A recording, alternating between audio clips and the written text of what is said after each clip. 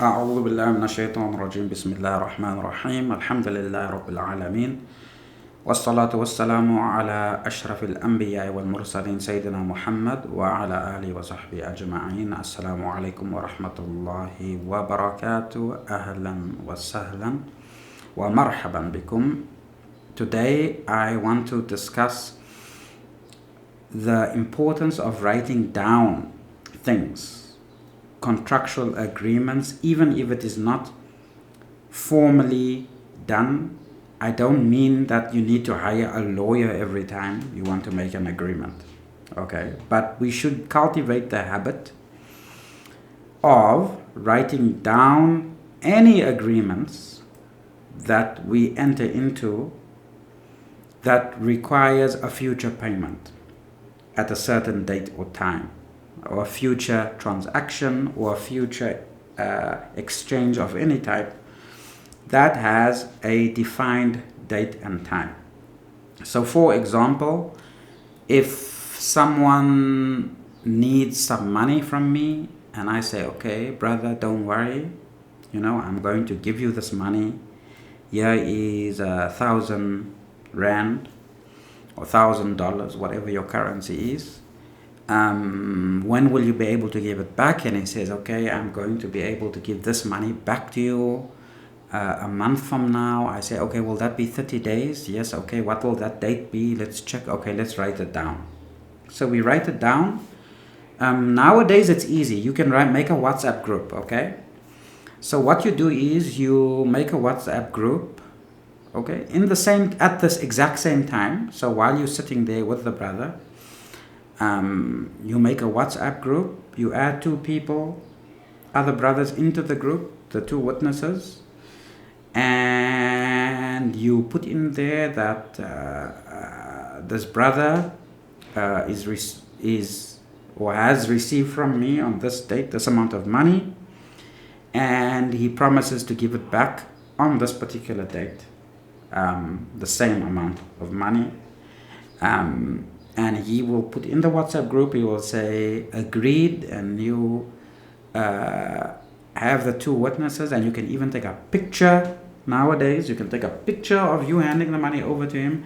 And this is not because you don't trust that he will give it back, and it's not for any other reason about not trusting, but to safeguard the relationships within the community. Okay, a lot of relationships, friendships have been soured because of money transactions or that have gone wrong, loans that have gone wrong. Okay, people know each other for 10, 15, 20 years, and then because of a business transaction, the relationship is soured simply on account of not being able to uphold agreements, number 1, and number 2, not being clear on the conditions of the agreement. So sometimes when people need money, they're very eager to take it, and they're almost very dismissive of the agreement. They're so desperately in need of money. It's not deliberate that they don't pay attention to when this money needs to be paid back. It's just that they so relieved to get the money at that time, which is why you need to commit it to the agreement, to writing. Okay, and this is a very, very important thing to maintain the integrity of relationships. So I will refer you to Surah Al-Baqarah, the chapter of the cow, chapter 2, verse 282, where you can go and read. It's a long verse, okay? So I'm not going to read the whole verse, but it says, أعوذ بالله من الشيطان الرجيم بسم الله الرحمن الرحيم يا أيها الذين آمنوا إذا تداينتم بدين إلى أجل مسمى فاكتبوه. Okay? Oh, you who believe, when you contract a loan for a fixed period of time, commit it to writing. So this is very important. And then it also tells you later in the same verse, it's a very long verse, that take 2 witnesses from amongst your men, and if you cannot, then 2 women of your choice to make up for each witness. In other words, so if you're going to have 1 man witness, and you don't have another man, then you will have 2 women and 1 man. Or if you don't have 2 men, then you will have 4 women to replace the 2 men. And this is part of the wisdom of Allah. And Allah even tells you that be it a large sum or even a small sum. Okay, so don't think, you know what, this is just a little bit of money. I'm just giving this guy, I don't know, 50 riyals or something, right? So, khalas, I'm not going to worry about it. And then later on you want to ask him for the money back, and then he says, what money? Right? You gotta keep your story straight also. Okay? If it is that it's a loan, then you need to make that clear from the beginning. If it is a gift, sometimes, when brothers ask each other for money, and I've seen this also, even I personally myself have done that several times when I have loaned money. Sometimes it gets written off either way on either end. Okay, so for example, someone came to me, needed money. I gave him the money. I didn't write it down. I didn't do any of that, because when I gave him the money, I made the intention for him to have the money. But if I had said to him, again, the cultural issues come in. If I said to him, brother, you know what, take this money, you don't have to give it back, then he wouldn't have taken it.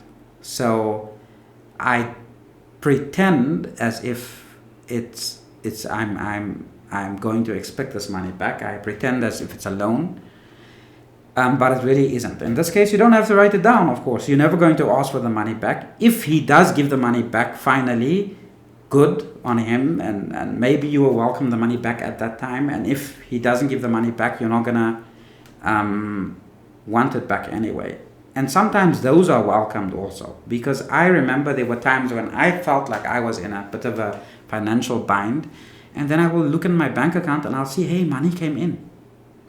And then it's one of these brothers, who I loaned money to, and they gave it back.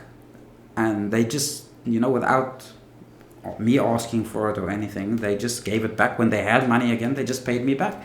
And because I didn't expect the payment back, it feels like free money. So that's the nice thing about that. Then it feels like, wow, whenever you get money that you didn't budget for, it feels amazing, right? Like free money.